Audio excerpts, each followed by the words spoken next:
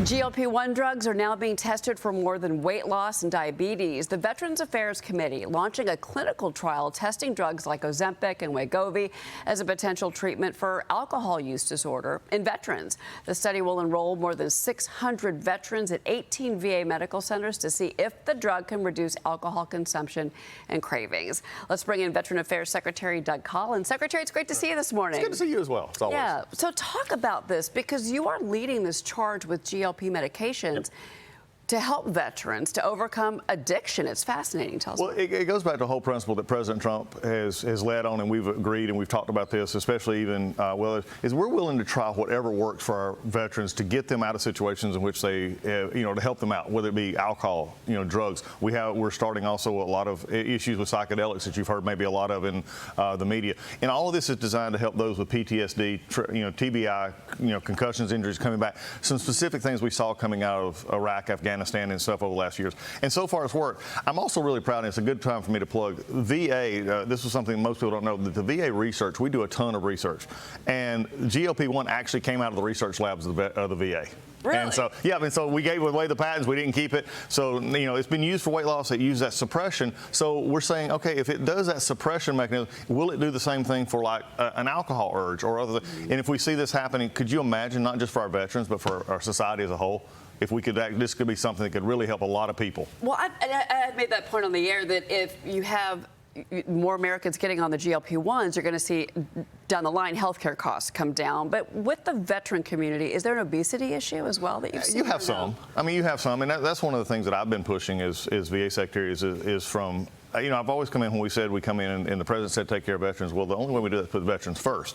And so when we put veterans first, we're actually saying we want you to maintain the discipline and the effect that you had in the service and maintain a healthy lifestyle overall. And so for us, that is what we're seeing. And of course, everybody, as you get a little older, you don't exercise as much, you do that. But we're encouraging our veterans to stay engaged, stay veteran. Because as you just said, not only do you live a healthier, longer life, but also cost issues in the long run for you personally and for your family. You yourself, of course, a veteran, you served our country.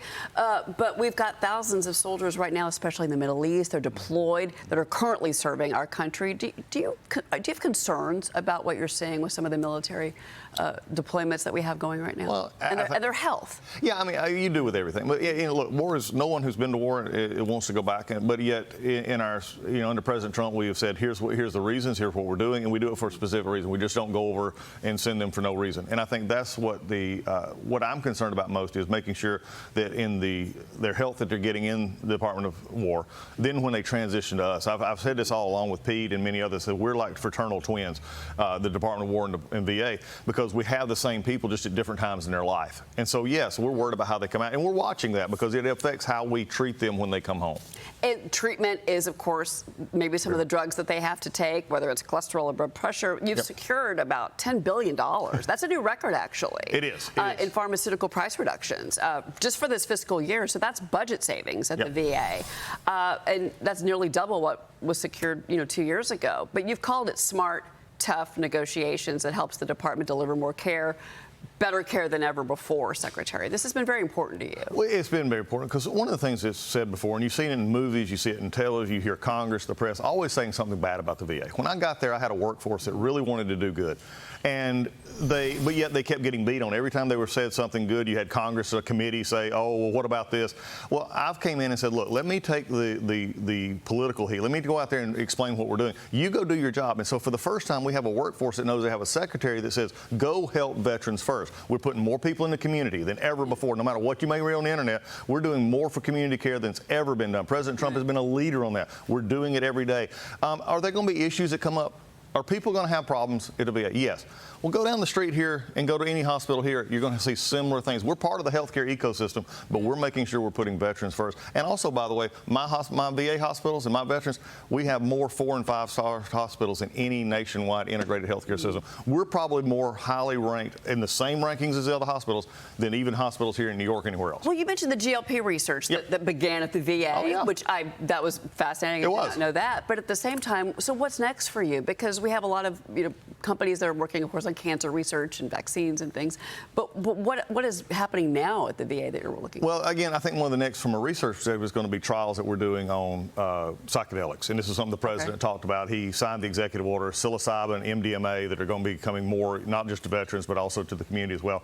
But also there's a discussion on ibogaine, which right now is at FDA, which is not available in the United States. But if we're working closely with FDA on this, if that becomes through, then, which we feel like will soon, we're going to be able to provide that. We have veterans going across into other countries to get this now, and we just don't have the research that we need on it. So we're looking at one thing, though, we need to do, and we started it last year, is we've got to get our system up to health record standards so that we can actually do it. And by the way, we've done an amazing job through President Trump and saying get our records up. But I set forth the standard last year. The previous administration gave up. They just really didn't want to do it. We came in and we'll be, by the end of this fiscal year, 13 new sites. That's over double what was ever done in the last few years. When you first took the role as VA Secretary, remember that one of your first initiatives was the technology. Yes. The technology of the VA and digitizing health records. Yes. Because if you have more communication, things are digitized, then you've got better care for the veterans. You were very clear about that, and you're testing a very different approach really to treating the veterans now that in particular have severe depression. You mentioned this a moment ago, but you've got this clinical trial. So go into that and then also kind of lead us through how AI is becoming a part of the research that you're doing with these new drugs and trials. It is. Well, AI has always been something you're seeing in every study around. You're seeing it in medical research and diagnosis. Now, I do want to say one thing, because there'll be somebody out there that's concerned with our disability claims and everything. We do not use AI to give somebody their disability rating. A person actually does that. So anybody out there, please hear me. In AI and technology, especially technology helping get records together, we do. But in research, AI is a valuable tool. Research is a valuable tool in diagnosis and other things, helping our doctors get to what they need to do. So whether it be research into psychedelics or research into cancer, I mean, I was just down in Connecticut, one of our hospitals, who do some really amazing stuff with oncology and the cancer research they're doing that doesn't affect just veterans, because I sort of describe it something like the NASA program. NASA doesn't do it just for itself. That all flows out eventually into the communities as well. So everybody in this country ought to know that under President Trump, the VA and what we're trying to do is something they can be proud of. It's not something in the corner anymore. It's not something for everybody just to gripe about. It's for us to fix and do, and that's what we're doing every day. Yeah, their care is very important to you. Very much so. It always has been. Secretary, it's great to see you as always. Thanks for being with us here in New York. I'm so glad to be here. It's always good to be back in this chair with you. Yeah, no, a long history. Secretary Doug Collins. All right, we'll be right back, everybody.